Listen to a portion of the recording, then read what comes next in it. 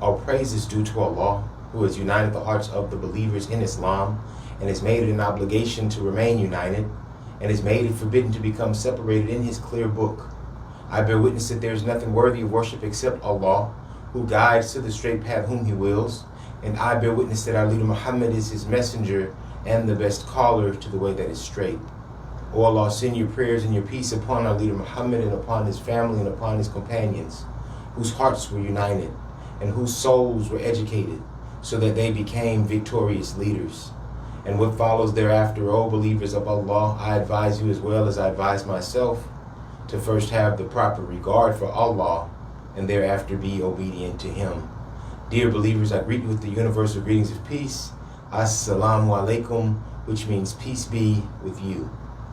This week, we are looking at the pillar of Zakat.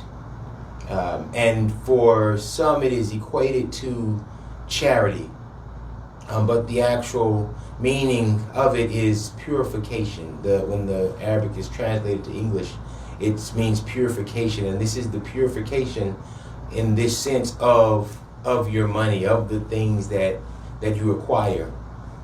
And within the Qur'an, it discusses the specific group of people who are to receive zakat. And that's the poor, the needy, the traveler. And then there's one that says those who are, their job is to collect the zakat. And sometimes it's hard for us to understand that one, but we have to think about it in the context of the time period in which this idea or thought was developed. And so we know that now we have technology and you can send your zakat online, and there's a facility or a place that does that, and the person who works there maybe takes the money, has other means of income. But in those days, in that sense, the person who collected the zakat, it was their job to travel. It was their job to go to the different places to collect the zakat.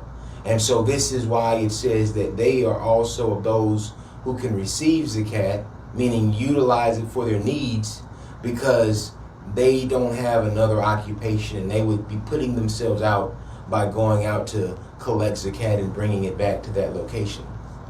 So zakat for the Muslims, we see in the Quran, is always mentioned right after prayer. It's mostly mentioned after prayer.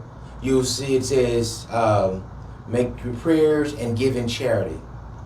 But for some of us, sometimes we don't put the same intensity, we don't put the same desire to give that we do for prayer.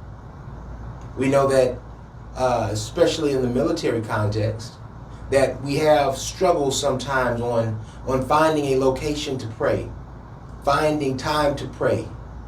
And sometimes we get, we voice our concerns for that. And we have conversations, people, and we do memos, and we do all these things so that we are able to worship our Creator. And that is a good thing. That is a valiant effort.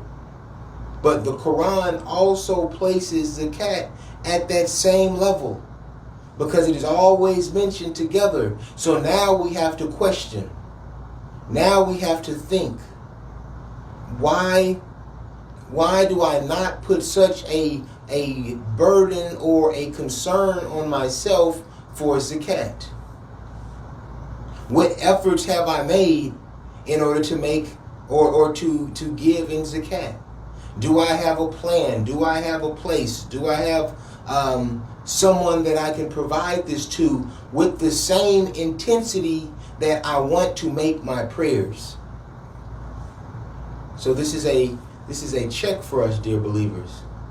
Not a small thing, but something where we have to reevaluate how we view zakat, how we view this pillar of the religion. We're looking at the shahada. We're looking at all these pillars where the declaration of faith is something that I say that makes me a Muslim. That it's a way for me to be identified as a Muslim because I made this declaration that there is nothing worthy of worship except Allah, and the Prophet Muhammad sallallahu alaihi wasallam is his messenger. And that makes me a Muslim. That is the first pillar of the religion. And then there's the prayer. That when someone looks at a Muslim and they can tell that they're Muslim by the way that they pray, they can look at them and see that this pillar of faith that they are living out, that they are constantly engaging, that this is how I can identify that this person is a Muslim by the way that they pray. And so then we look at the zakat. And if we know that we can identify a person that's a Muslim by the fact that they take the shahada, by the fact that they pray the way that they pray, can someone tell that you are a Muslim by the way that you give zakat? Can someone say that oh, this person gives this way, I know that's a believer? And we know that we don't give in zakat to show for others, but if it was to become public, if it was to be known, if somebody that worked at the masjid or the organization that accepts zakat, if would they look at you and say this person is a believer because they give zakat, and I can identify them the same way that I can identify them by the way that they pray? And so that's an internal thing for us. And so that's something, dear believers, that we have to look at. That's something that we need to reevaluate for ourselves. At what level am I fulfilling my religious obligation? Will I be able to be recognized as a Muslim by the way that I give in charity? أقول هذا استغفر لي ولكم والحمد لله رب العالمين.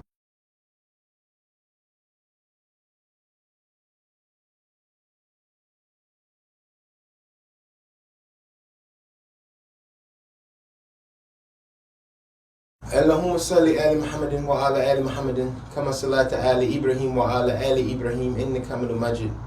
اللهم بارك على محمد وعلى آل محمد كما باركت على إبراهيم وعلى آل إبراهيم إنك حميد مجيد.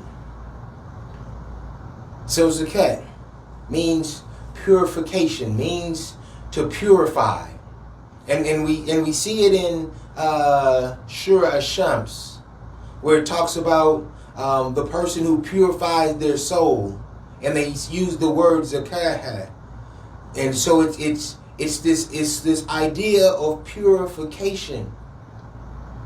So when we look at it in the context of how should I go about doing it, what is the best way, what is the amount, what is the method that I have to do to fulfill this religious obligation, and we know that it is supposed to be 2.5% of your income after you have fulfilled all of your obligations.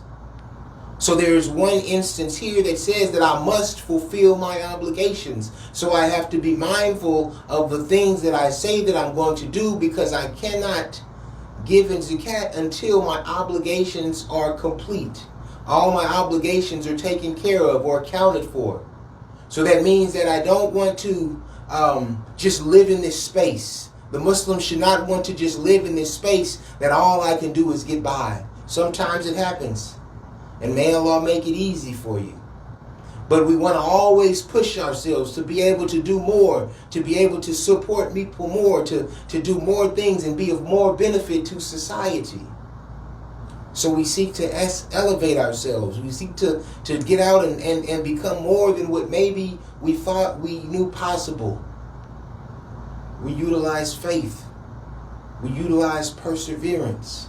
We utilize all these concepts so that you can be one of those who give that 2.5% of your income after your expenses or after your obligations are met to the poor, to the needy, to the traveler, and to the one who collects the zakat. So this should be the goal of the Muslim. Just as it is the goal of the Muslim to make their 5 daily prayers the way that they should be made at the times that they should be made. This should be another goal of the Muslim. And so some they look at it and say that I want to give this amount once a year. And so some say I'm going to wait till the end of the year, and that's when I'm going to give the amount. And some say that I want to give this amount during the month of Ramadan because I want to get more blessings. I want to be in a more blessing-rich environment. So I wait till the month of Ramadan, and that's how I calculate my zakat or my income by each Ramadan. And then there are some who say that I'm going to make a monthly donation. And they're going to take money out of my account, and it's going to go to this masjid. It's going to go to this organization. But the thing to be mindful of while we do this, because we are also thinking through like what is going to be that accumulated amount, that 2.5%, is that what's being spread out about that time? But then is the money that we are providing, are we designating it to be our zakat? Because the building fund is not zakat. The items or the things that you give money to that don't help those specific categories of people are not zakat. That's sadaqah. And that is a great thing that you give, but it's also a priority for the Muslim to pay zakat, because that is one of the pillars of faith. So we have to be mindful of those things. We have to have an understanding of where specifically our money is going. And you may get to a point to where you're designating this money for zakat, and you might be doing it over the month or over the year, each month, and it is okay if what you give is greater than that 2.5%. Because it is your zakat, it is your intention, it is your desire to help. So we want to make sure that the way that we engage in charity, the way that we engage in purifying our funds, that someone can identify us, or not even someone, that your creator can identify you as a Muslim the same as he can identify you as a Muslim by the way you pray. The same that he can identify you as a Muslim by the way that you took the shahada. This is our goal, dear believers. This is our goal, to be able to be identified by our Creator as a believer by giving in zakat. So we have to think through all these things. We have to think through with intentionality on how we give and what it is we do, and how we appoint those specific funds, and identify and know the difference between zakat and the difference between sadaqah. This is a very important thing for the Muslims. So I pray that Allah increases our knowledge and increases our desire to give, and we are able to be known as believers, able to be known as Muslims the same way that we are known by our prayer, that we are known by our charity. ربنا آتنا في الدنيا حسنة وفي الآخرة حسنة وقنا عذاب النار. ربنا تقبل منا إنك السميع العليم. إن صلاتي ونسكي ومحياي ومماتي لله رب العالمين لا شريك له بذلك أمرت وأنا المسلمين. الحمد لله رب العالمين. آمين.